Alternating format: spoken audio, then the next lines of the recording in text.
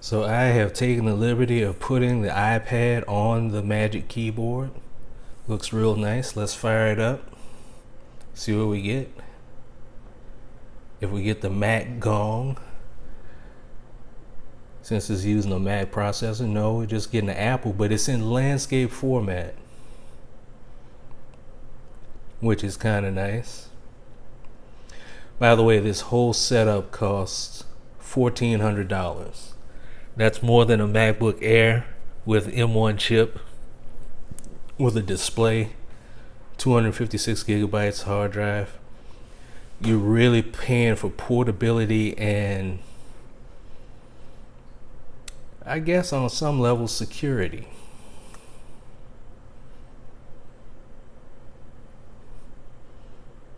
So United States, quick start. It's asking me to bring my phone closer and set up. So that's going to be interesting because I'm recording this with the phone. So I guess I'll have to pause this and run through the quick setup.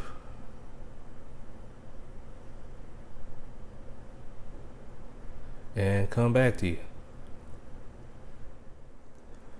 Okay, now that we're all set up, I'm going to run through a couple of benchmarks. First, let's download Geekbench.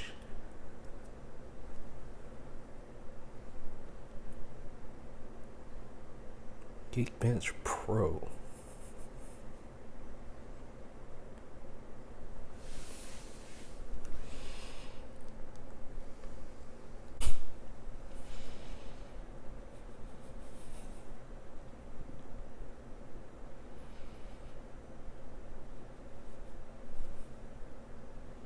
Oh, so I already own Geekbench Pro. That's good.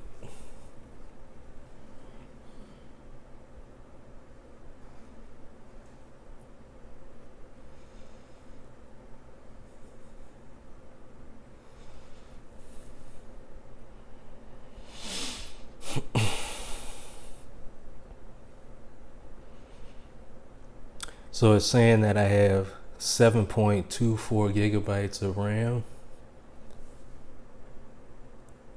Let's go ahead and run these benchmarks. See, how do we run it?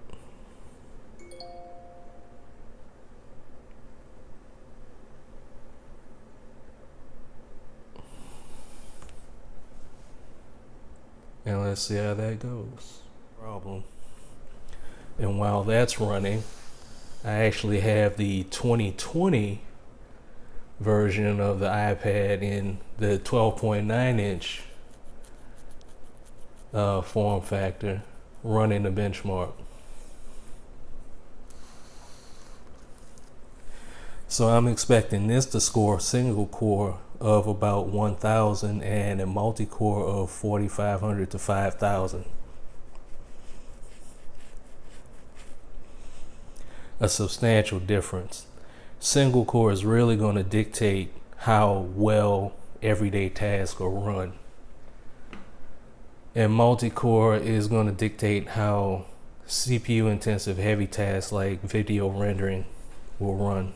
And gameplay.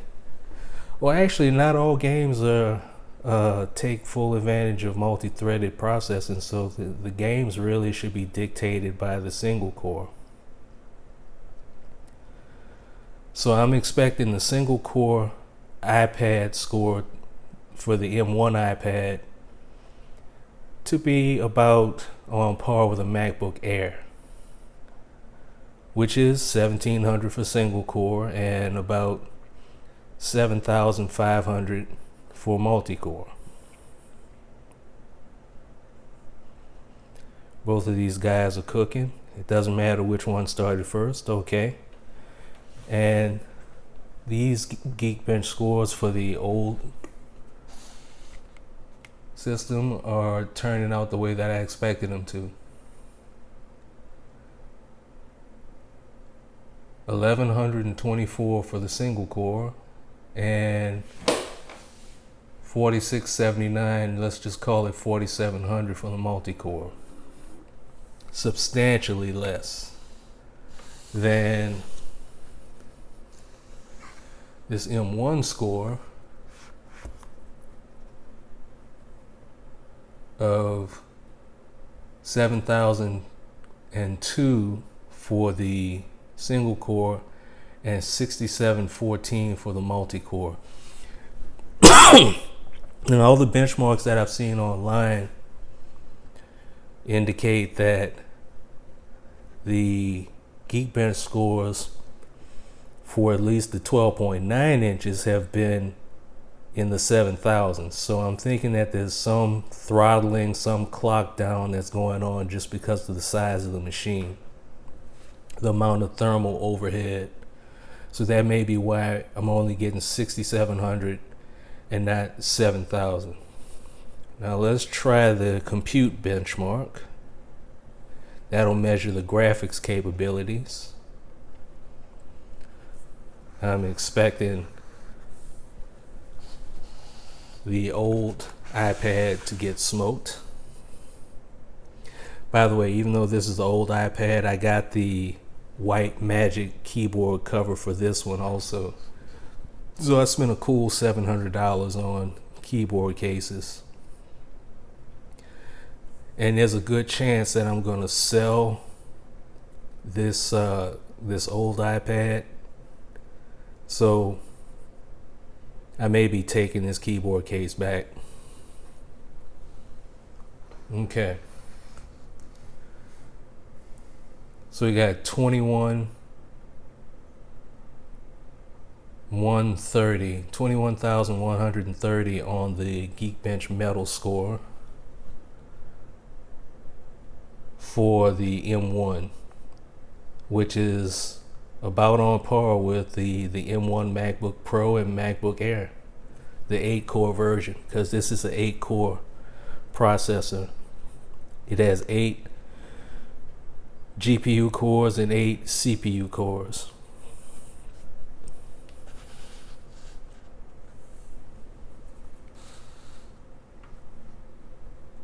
Wow. The metal score for the 2020 iPad is 12,209. That's it's almost twice as fast. Doing a little quick arithmetic in my head, that's pretty amazing. So now let's check out Safari and check out something called Web Benchmark, or Web Speedometer.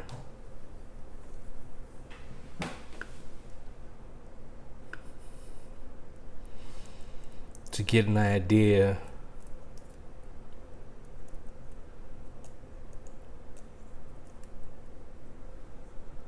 of how fast web pages will render. So we don't want web speed tests.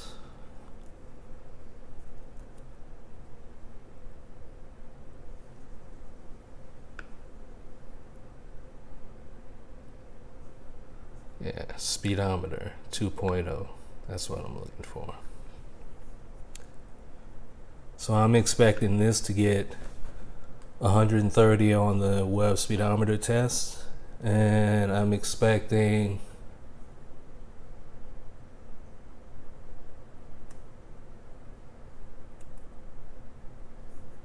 this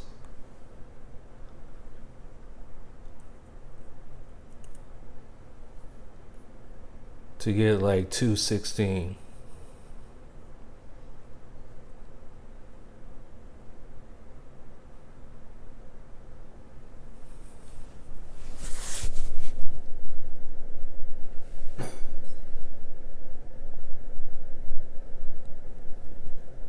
Oh,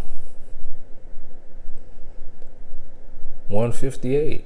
So that's a lot faster than when running in Chrome. When running under Chrome, even with the same web rendering engine, I only got 130 on the benchmark. Wow, 230 on the M1. That is quite impressive. So vastly faster web rendering on the M1 chip. So overall, it's just generally just super impressive. Next thing I'm going to do is find some other way to benchmark these iPads that actually stress them for long periods of time, so we can see if there's any thermal throttling. So now I'm running the GFX metal test, which is a video test on the M1 iPad Pro. I got 64 frames per second on the Aztec Ruins higher tier. Let's see how well the 2020 does.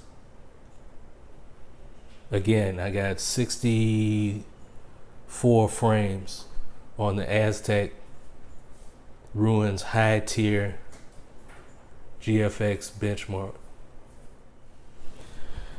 So we scored 37.8, just call it 38 frames a second on the Aztec Ruins high tier on the GFX metal benchmark that I downloaded from the App Store. So we're looking at roughly twice the performance as far as graphics.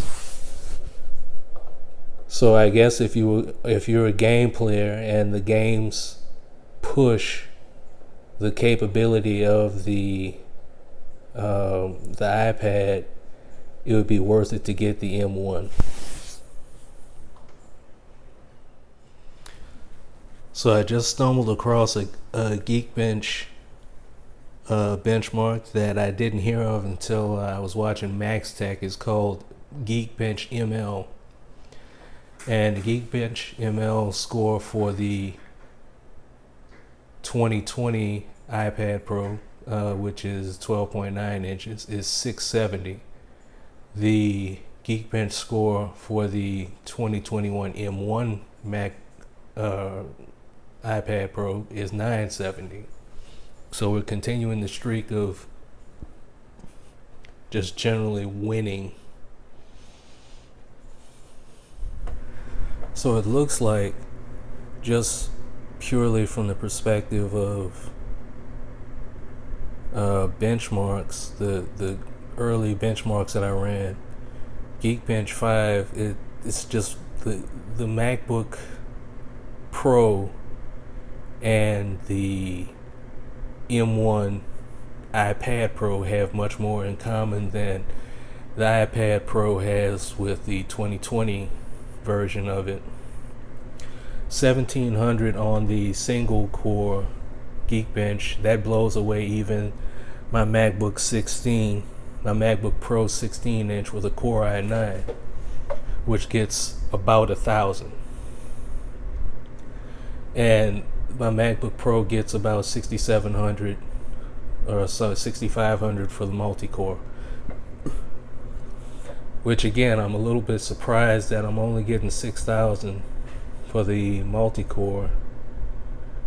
It seems like maybe because it's an 11-inch iPad Pro, it's not scoring as high as I've seen the iPads online score that are 12.9 inches, and I guess that stands to reason because it's a smaller chassis, so it has less of a thermal envelope. Now I'm blown away that this 1 pound iPad is scoring as much as a full-blown MacBook Pro or desktop. It's scoring the same. It's having the same scores as an M1 MacBook Pro or MacBook Air. The web speedometer of 230 is just incredible. You're not going to find an Intel laptop that scores that high, let alone an Android tablet or something like that. And that's compared to the web speedometer of 130, or I'm sorry, of 150 that we got for the 2020 version, which is still good. That's still way ahead of an Intel laptop. So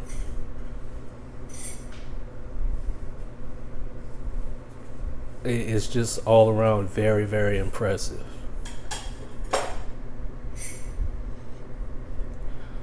But the thing that remains is, for all these impressive scores, the iPad was never slow to begin with.